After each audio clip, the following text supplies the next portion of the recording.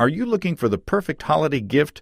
Look no further than an AHA membership gift card, which packs 365 days of beery benefits, including a subscription to Zymergy magazine. What's more, your purchase of an AHA membership gift card comes with your choice of free gift: Modern Homebrew Recipes by Gordon Strong, Craft Beer Deconstructed poster, or AHA-branded socks. Learn more at homebrewersassociation.org and give the gift of beer. Order by December 13th for holiday delivery. Welcome to Basic Brewing Radio for Thursday, December 10th, 2015. I'm James Spencer. Here at Basic Brewing Radio, we're all about home brewing. This week, Marshall Schott, the Brulosopher, shares the details of his short and shoddy experiment, where he brewed an all-grain batch of beer in an hour. How in the world did that turn out? Stay tuned to find out. If you're new to home brewing or basic brewing, or would like to get into the hobby for the first time, check out our website, basicbrewing.com, where you can find archives of our audio and video podcasts and our DVDs to walk you through basic and more advanced brewing techniques. And if you buy any of our DVD combos, you get a free Basic Brewing bottle opener, and check out the new lower pricing on our DVDs just in time for your holiday shopping. And don't forget to get a fresh copy of our Brewer's Logbook for 2016. You can use it to log and track up to 50 batches of beer. You can follow me on Twitter. My username is Basic Brewing, all one word. We have a Basic Brewing Radio and Basic Brewing Video page on Facebook at facebook.com/basicbrewing. We're the Google Plus a bit as well. Thanks again to everybody clicking on the Amazon.com associate link on our basicbrewing.com site. Man, the link is just, I don't know how it's still on the page. You guys are wearing it out. Whenever you think of Amazon shopping, think of us first. Go to basicbrewing.com, click on our associate link. It won't cost you any extra.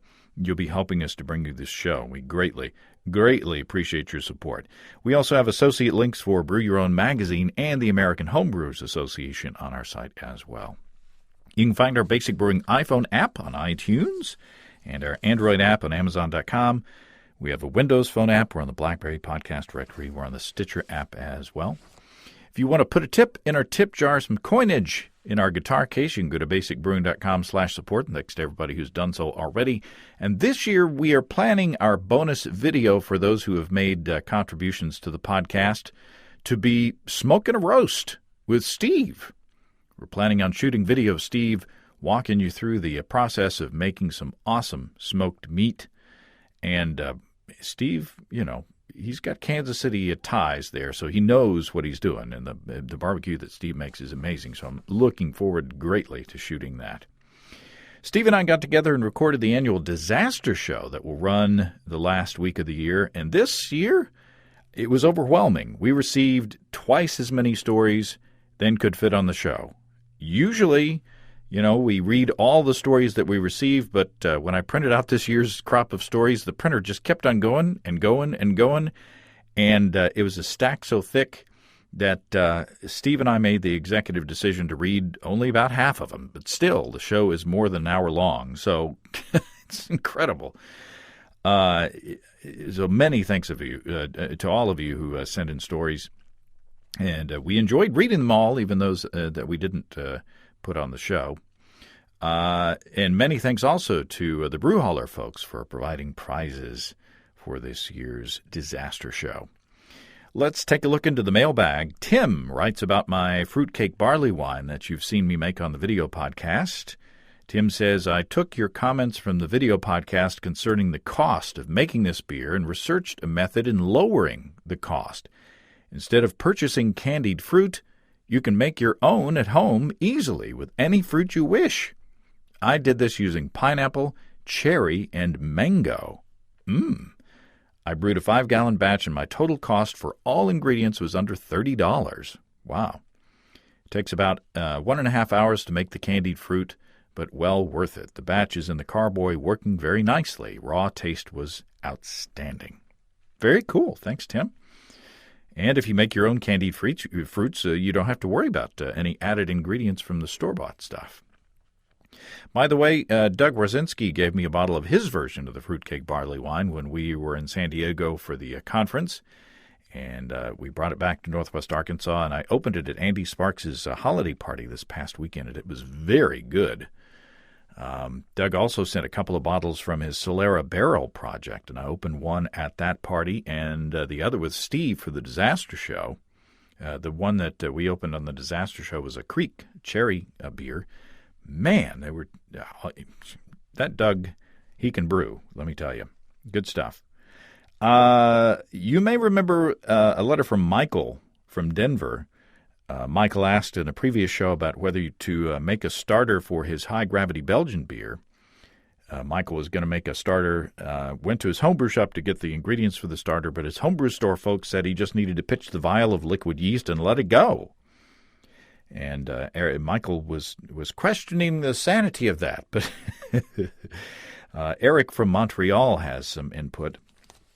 Eric says, I'd like to voice my input on Michael's question on his Belgian triple. I've read several times that indeed underpitching was one way to achieve the flavors commonly found in Belgian beer by stressing the yeast. However, considering his very high gravity, 1080, I'd be afraid that seriously underpitching would result in the yeast not completely fermenting out the beer. Moreover, there's several ways to stress the yeast, leading to those Belgian flavors he's looking for. Raising the fermentation temperature, not properly oxygenating the wort, etc. I feel like Michael should moderate these variables instead, which are easily controlled, or modulate these variables instead, which are easily controlled, rather than underpitching and wishing for the best. At 1080, I'd never underpitch a yeast to improve the flavors. I'd be way too afraid to be caught with a stuck fermentation at 1030 and trying to save it later on. So I appreciate Eric's input. Michael also said, or asked, if a dried malt extract that had gotten, moist from humid air essentially and solidified could still be used in a starter. And Eric says about the DME question, you're absolutely right in that it's still usable. One consideration is that the weight measured might not be the right one, as solidified DME is filled with moisture or water that will also be read by the scale. Interesting. If he's not afraid of the original gravity not being exactly the one he planned is in making a starter, let's say, I'd definitely use that dry malt extract. Appreciate that, Eric. By the way, Michael emailed me again with an update. Michael says, so I did brew on Friday and I did not make a starter. My original gravity was only at 1070, and I cooled the wort to the low 60s, pitched the yeast with a bit of nutrient, and put it in my basement bathroom, which is in the mid to high 60s Fahrenheit. Saturday, nothing. Sunday, nice bubble action, 1 per second, wort temperature rise to 68. Monday morning, 2 per second, wort temperature 70 to 72, smells nice. Michael says, so maybe I did get lucky. Hopefully my ferment will not be stuck at 1030. We'll keep you posted. Thanks for the update, Michael. I think you'll be just fine. Sounds like the beer's getting up and going just fine. Well, before we get into our interview, let's talk about our sponsors, Desiree and Dave from High Gravity in Tulsa. You've heard me talk about the electric brew in a bag system that I have and love. You can also check out High Gravity's 3-tier electric brewing systems. The Build Your Own Electric Brewing System feature on highgravitybrew.com lets you customize your system to fit your needs. High Gravity offers systems that can brew 5 gallons all the way up to 2 barrels. You can choose from a variety of controllers that control your heat and pumps, and you can pick the one that's right for you. And you can just buy the equipment that you need. For instance, if you already have pumps, you don't need to get those. The folks at High Gravity will work with you to get you set up. Also, on my system, I wanted a cable long enough so that I could either brew, I have to plug into the plug for the clothes dryer, and Dave gave me enough cable where I can either brew in the kitchen or outside on the patio, depending on the weather and my preferences. So they're very accommodating at High Gravity. So check out all their systems at highgravitybrew.com. That's highgravitybrew.com. Okay, a while back, I tried to see how fast I could brew a small batch of all-grain beer, and I think my record was, around 3 hours, something like that. Well, it looks like a Brulosopher Marshall Schott has beaten that record and brewed an all-grain batch in 1 hour. Marshall Schott, welcome back to Basic Brewing Radio. Thank you for having me back, James. You posted something a little while back called Short and Shoddy, my 1 hour all-grain brew day. And you were in the business of busting myths and getting up in people's faces as far as their expectations of, what brewing is supposed to be. And you're breaking all the rules and writing new ones. And this one seems to go against all kinds of common knowledge, for home brewing and brewing in general. Where did this idea come from?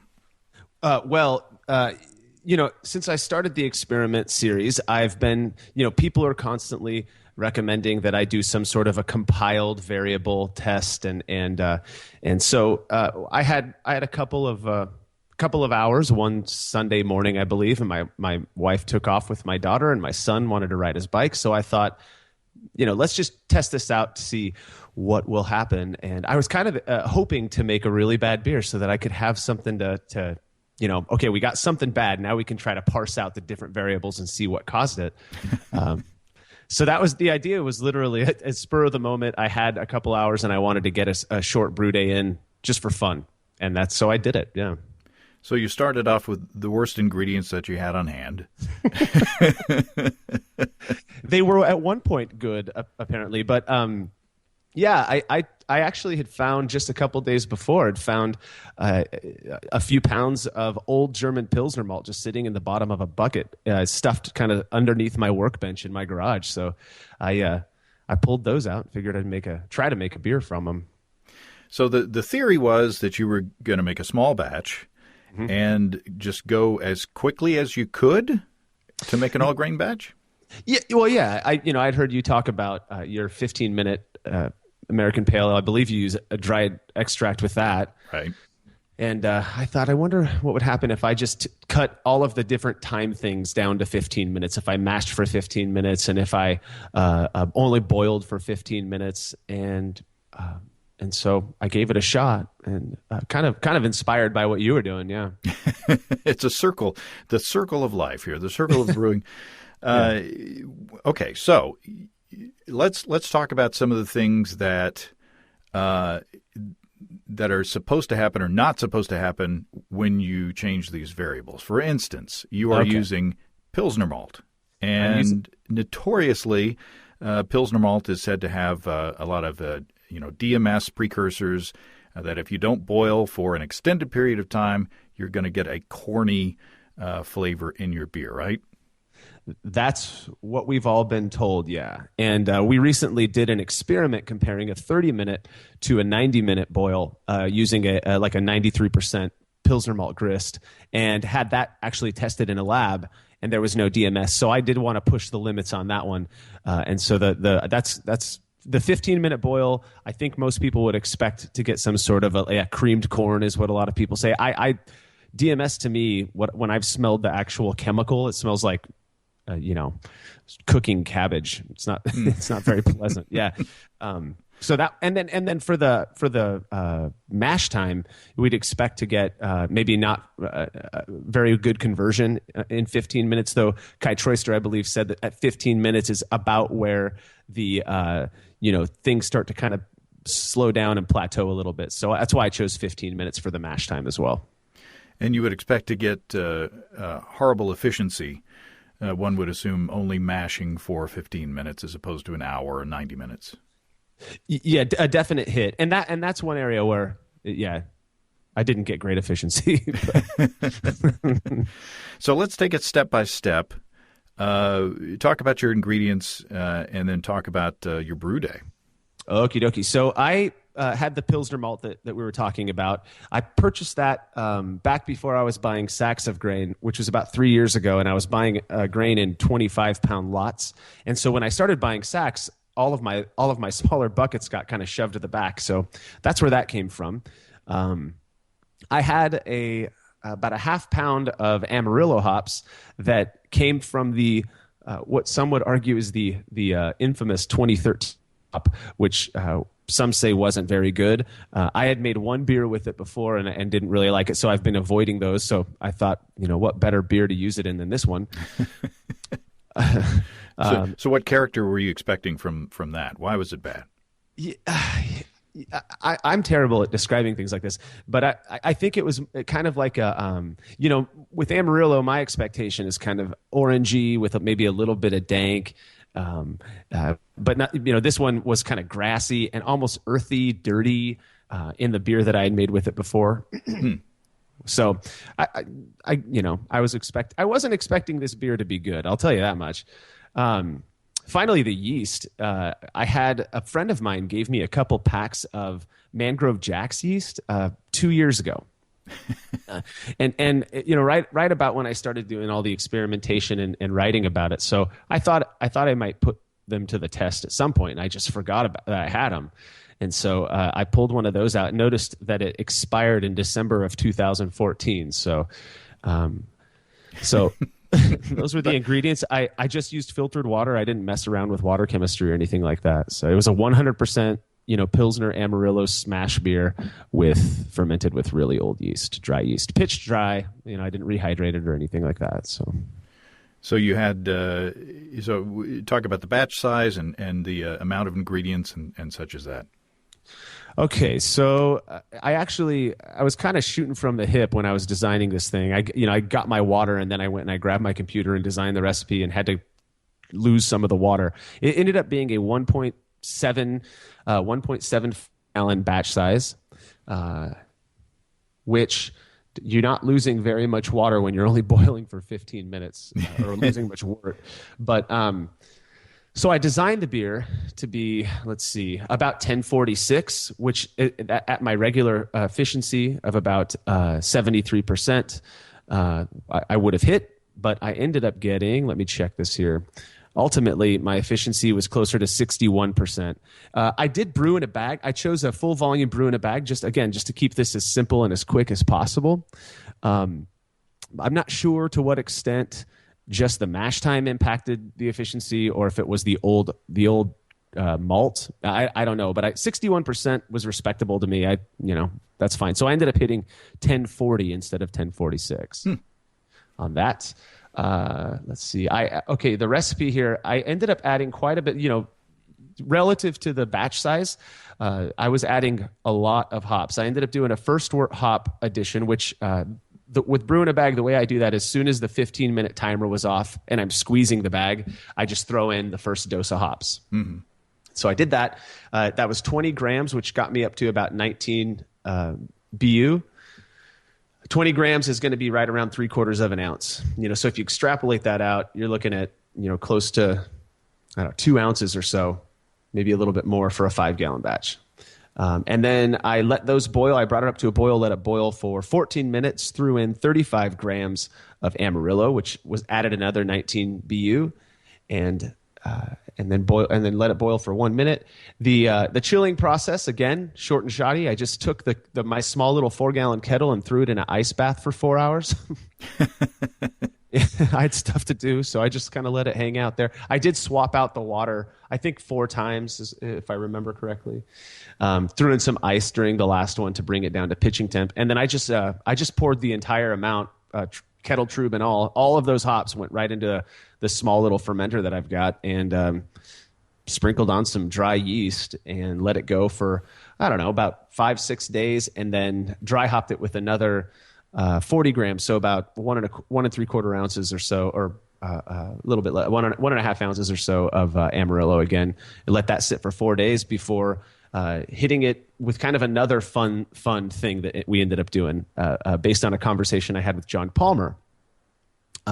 So as soon as fermentation was done, 2 weeks had gone by. I kind of forgot about this beer sitting in my chest freezer, and I'd started a new brew day when I recalled this conversation I'd been having the day prior with John about using gelatin. And one of the things that came up was, does the amount of gelatin we put into a batch have an impact on the quickness with which it chills, on any, as well as any flavor or aroma characteristics, whatnot. So what I ended up doing was calculating basically 3 to 4 times as much gelatin as I might use in a batch.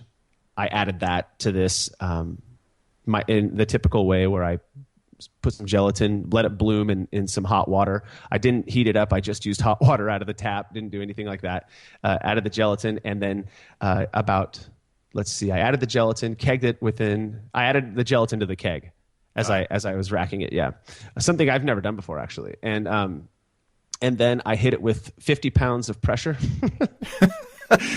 You can see what I'm going. So I hit it with 50 pounds of pressure. It was such a small volume that I figured it wouldn't take very long to carbonate. And I came back, I believe it was 5 hours later, and pulled the first pint. And without even dumping any, it was perfectly carbonated and almost clear.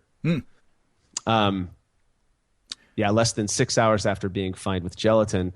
That was pretty surprising to me because I use gelatin a lot, and I've never seen it clear that fast. But I used a ton of it this time. Then I went back another. Go ahead. And one would assume, or at least with my limited experience with gelatin, I used it in the fermenter and wound up with a lot of hazy stuff at the bottom of the fermenter that I didn't want, essentially. So did you have like a pint of hazy, almost gloppy stuff in the bottom of the keg, or how did that work out? Okay, yeah. So I should have mentioned that. So I racked it to the keg and I let it sit. I'm trying to remember my exact process. I brew way too much beer to remember the details. Let's see here. You need some sort of a book where you can log your brews or something, Marshall. But that would require writing, and I suck at writing so bad. I typo. Let's see here. Okay, yeah. So I added actually, what I did is I poured the gelatin into the fermenter, and then immediately racked that to the keg just off the top. So the very first pull was mostly beer line cleaner, and then just whatever was at the very bottom of the keg. But it was all mixed in with the beer line cleaner that was in my lines. And then I pulled this sample glass that was pretty clear. If you're on the website, you can see the photo of it. There wasn't a bunch of gunk yet. I don't know why. Maybe my dip tube just doesn't go far enough down to have picked it up. Yeah, I know. I was really curious. Or I used just enough gelatin to not create the what do they call it, like dust, that powdery, dusty stuff, and it just kind of sediment went to the bottom of the keg. I don't know. I went back 2 hours later though, and I reduced the pressure on the keg, knocked it down to my preferred serving pressure, which is about 12 psi, and the beer was almost crystal clear. And we're talking less than 8 hours. After kegging this thing up and adding the gelatin, it was crystal clear. And that night, I ended up taking a whole growler of it to a birthday party with a bunch of my drinking friends and had them provide some feedback. They're getting very used to me doing this. Here, taste this. Yeah. Drink my homebrew. Now I have to ask. I've got some corny kegs here in the studio with me. I guess I could look, but what's the pressure rating on a corny keg? I believe, I'm going to Google that right now. I believe it's about, I thought it was 250 PSI or 150 PSI. Okay. Something like that. Yeah. Oh yeah. You can go upwards of, the highest I can go with my regulators is 60 PSI. So I'm trying to look on the keg and I can't, I don't see it on this one. We've talked about it on the show at one point, but, anyway, just make it, and there's a pressure relief valve that should automatically work if it gets too high. So one would hope. Yeah, I just looked it up. It's 130 psi, give or take. So, all right. Yeah. just making sure that we're not encouraging people to do something that's not safe. Yeah. Make bombs out of there. Yeah, that would be bad. Yeah, where'd you get that idea? Well, it was him. He did it. Yeah, who should we name on the lawsuit? Well, God, yeah. Hey, we didn't recommend you do it. Yeah. Don't do anything that we talk about on this show. There we go. That's our disclaimer. So one nitpicky thing before I forget. Yeah. The name of the article is the 1 hour brew day. But it took you 4 hours to chill. Hey, now. No, you're not the first one to bring that up. But here's how I look at it. if I was able to, go and play video games with my son or run to the grocery store, I'm not really brewing. It's just sitting there, because if we were to look at it that way, then every brew day really is like 2 weeks, right? Because fermentation is still brewing. So that's how I justified the 1 hour brew day plus marketing, Yeah. Yeah, it's just when I made Steve do the brew the small batch of beer extract wise, I included cleanup and chilling and all that. And what was it? Was it 45 minutes that we got the brew day down to? And that was chilling, that was pitching, that was cleanup of the gear. That was like the whole thing. From start to end, but I'll give it to you. An all grain brew day where you have essentially 1 hour of actual work, that you've got to be around the brew pot and the and all that. We'll make that concession. Okay, or you know what? Throw 15 minutes my way and we'll call it good. The reason I didn't, one of the main reasons I didn't actually chill the beer, besides wanting to just be as lazy as possible, is I have a small immersion chiller, but I let a buddy of mine, Sean, borrow it. You met Sean at NHC, and so it's his fault that I couldn't turn this thing around quicker. Well, I think, and also if you agitate the kettle, like agitate it in a circular manner to get the wort moving around in the kettle, and also move it kind of back and forth in the ice bath. That speeds up the cooling quite a bit. So, and that works for larger batches as well. Yeah. I like to gyrate my kettles and in the ice bath, kind of get them going in a circular manner. Yeah. But okay, so what did everybody think? So this one I mentioned in the. I mentioned it in the article on the website. I showed up. It was my friend's birthday party. I didn't want to crash it like I crash everything else. And so I, like everyone else, I just brought one growler. And when it was time to do the sampling, I just said, hey, check it out. Let's just chat about this. There's not going to be any, you don't have to take a survey online or anything like that. So I think that primed them for, it's not a big deal. The first person who tasted it, my buddy Matt, said immediately, it tastes like a Pilsner malt beer. I asked him, well, what do you mean by that? Was he picking up on DMS or something like that? And he goes, oh, it's just got that real nice crackery, there's nothing getting in the way of the Pilsner malt here. And it's really hoppy. And so he kind of ended up saying, it tastes like like you used American hops in a Pilsner style beer, which was pretty much on with almost exactly what we did. The Mangrove Jack's yeast that I use, I should add, they call it West Coast Ale, I think. It's basically their version of Chico, I think. Mm-hmm. Yeah, U.S. West Coast. So it was really clean. Everyone else agreed that it was just really clean, kind of a boring, not very complex beer, but supremely drinkable, easy to drink. No off flavors. I mean, I had about 10 people around. We drank the growler in 4 or 5 minutes, with sample glasses, and nobody noted any off flavors, not even from the Amarillo hops. I didn't even pick it up. So I feel like I was being a bit presumptuous and judging the 2013 crop of Amarillo perhaps a bit too early. They just needed to mellow for a couple of years. Or I was just wrong, and I'll admit I could have been wrong, and the beer just sucked that I made before, and it wasn't the hops' fault, but. Yeah, so that was really it. Generally that it wasn't very complex. It was really simple, but clean, well made. They were all pretty shocked to hear that it was mashed for 15 minutes, boiled for 15 minutes, and had been kegged that morning, and it was as clear as it was. Now, could it be that the relatively large amount of hops in this little beer masked some off flavors? I wondered about that, and the reason I used the amount of hops, the main reason I used the amount of hops I did was because of the to get the bitterness out of them, but I don't know if when you look at it was dry. I did dry hop it with about an ounce.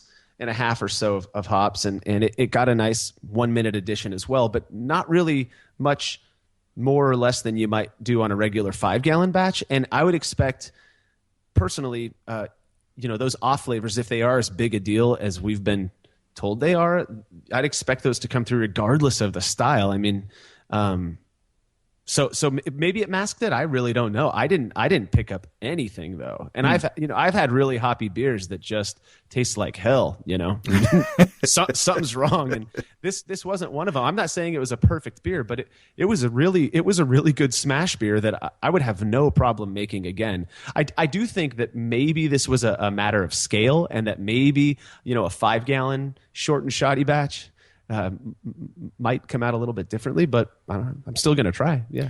One thing that I noticed in the pictures is that you had your burner dwarfed your little brew kettle. So maybe the vigor of the boil, maybe you were able to drive off those DMS precursors that you might not have gotten, if you had a larger volume of wort. That is absolutely something I considered. It was a very vigorous boil. I mean, I had this 10-inch banjo burner on the lowest possible setting I could, and the wort she was a boiling, that's for sure. I mean, I'm sitting there blowing on it, and it wasn't even the hot break that was threatening the top of the kettle. It was just the bubbles from the boil. I mean, it was going nuts. So I do think that may have played a role. But I've talked to guys, Derek Springer and I think even Mike Tonsmeyer are, they're doing no boil Berliner Weisses using a bunch of Pilsner malt, and I get that they're soured and maybe there's an impact from that, but they're not getting any DMS from no boil beers with Pilsner malt. So I don't know. It to me, it begs the question, to what extent does this vigor and does it really matter? I don't know. I have had beers with DMS that, well, for instance, Rolling Rock, they said, had kind of a corny characteristic, and that I have heard some people say that it was because of kind of a faulty brewery design or something in the design of the brewery that maybe allowed condensation to drip back in or something, and that when Anheuser-Busch bought Rolling Rock and closed down that brewery, they had to kind of dirty up their brewing techniques to get that corny character, keep the corny character in the Rolling Rock. I don't know if that's all just urban myth or what, but so there may be some other factors, going in there. Okay, so you haven't scaled up into, quote unquote standard 5-gallon batch yet using this technique? I haven't. I just got literally, I think this weekend, I got an email from a guy who did, so we're waiting on his to be finished. But yeah, so I haven't done it, but I absolutely plan to, for sure. Now, now I've noticed, especially with brewing a bag, since I'm using this new electric system, I've been paying more attention to efficiency, and conversion and such as I go along. And I've noticed that if I do extend my mashes to, say 90 minutes as opposed to 60 minutes, I do get an increase in efficiency. Or at least my refractometer tells me that I'm, getting a higher gravity by extending that. And I haven't charted it, on a graph to see, how gradual that curve is. But it would seem to me that would be one area where you're doing the most sacrificing by doing this. I think the same thing. There are so many different variables that could have impacted my efficiency, but I have to believe that if I had let it, I do brew in a bag all the time and regularly hit, 68 to 72%. And the fact that this was such a small volume of grain, I expected it to be a little bit higher. So I guess that maybe around 30 minutes to 60 minutes. I did a mash length comparison a while back, 30 versus 60 minutes, and those ones I believe were the exact same OG. So the efficiency on those were the same. This 15-minute one, I think that's where it probably came from. But you did stir a lot during this A lot, short yeah. mash, which I found also is helpful in getting better efficiency, especially with an all grain or with a brew in a bag batch where you're not going to do sparging and the rinsing of the grains. Right. It's helpful to move those grains around and get all those sugars into the solution. So if you are going to shorten your mash time, I would recommend that you stir a lot, especially using brew in a bag. I think it's helpful. I think stir a lot, and just at least for the first 2 or 3 batches, if you're going to go with this route, just calculate for more grain. You're going to need a little bit more grain probably. Yeah, this may be one of those techniques that for if you're brewing on the commercial scale, it's impractical. But if you're brewing small batches on the homebrew scale, maybe a cool trick to try to knock out some basic recipes. You just hit on exactly what I think about when it comes to all of this stuff, that homebrewing is not professional brewing. And we've got, get on my soapbox here, but we've got the ability to do so much cool stuff that it's just impractical to do for whatever reason on the professional scale. And that to me is the impetus behind most of the ideas that I have with Brulosophy and trying to test this stuff out. Is it has nothing to do with proving anyone wrong, but to show that homebrewing, the things are different on this scale. We're brewing smaller batches and we can be a lot more creative, and so we're not bound by the same limitations that professional brewers are. Yeah, and I think that one thing that has happened over the past decade that we've been doing this is that when I first started brewing, people, especially if they were designing all grain setups, they were trying to mimic professional brewing setups and just do it on a smaller scale. And things like brew in a bag came along and said, you don't have to do that. You don't have to, shift that paradigm, as they used to say in the Right. in the 90s. But shift your paradigm and throw away the rule book as far as what commercial brewers have been using over the years, and start from scratch on the homebrew scale and say, what do you actually need to brew beer? What are the things that actually need to happen to make good beer? Right. And it's we're kind of making up new stuff all the time. All the time. And the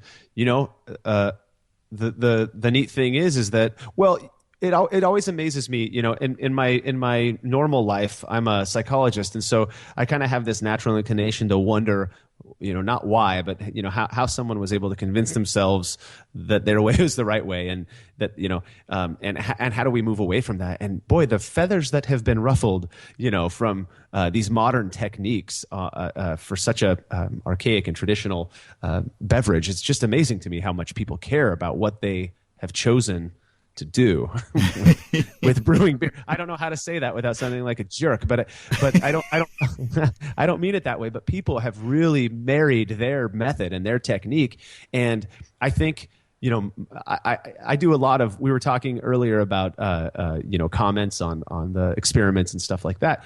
I think a lot of what I end up doing is kind of assuaging the anger and the frustration and saying, hey, listen, it's just my way of doing it, and it works for me. And no one's trying to talk you out of your 3-vessel, $3,000 setup.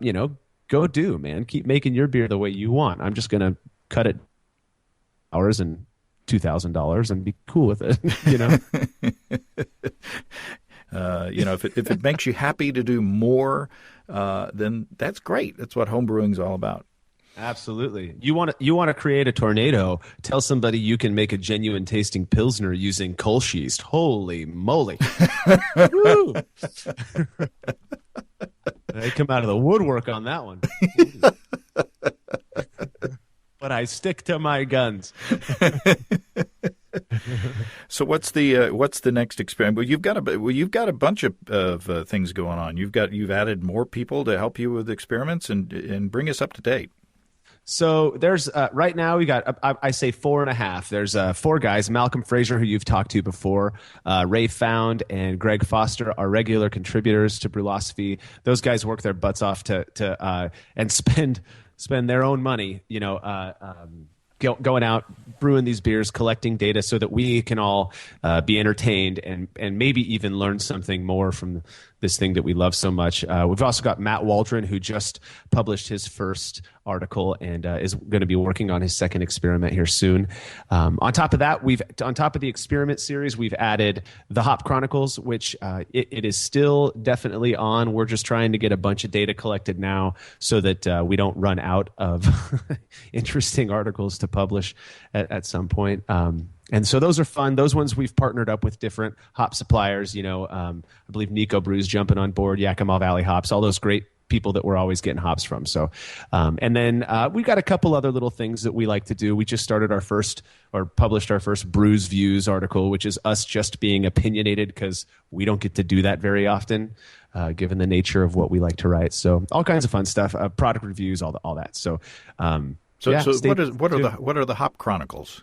So the Hop Chronicles, that is, we've only published 2 so far, and both have been kind of trial runs to see how things go. Basically, what we do there, I'll have to send you some, James. I think you'll enjoy them. Is we have a single hop that we keep private.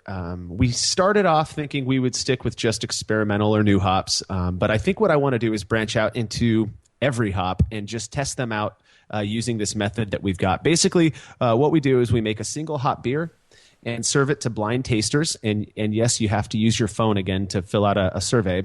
But we start with having tasters just smell the beer first and rate it on aroma alone.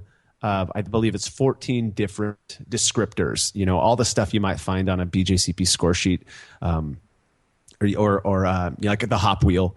And so you rate it at a scale of 0. Boy, let's see how good my memory is here. I think it's 0 or 1 to 9.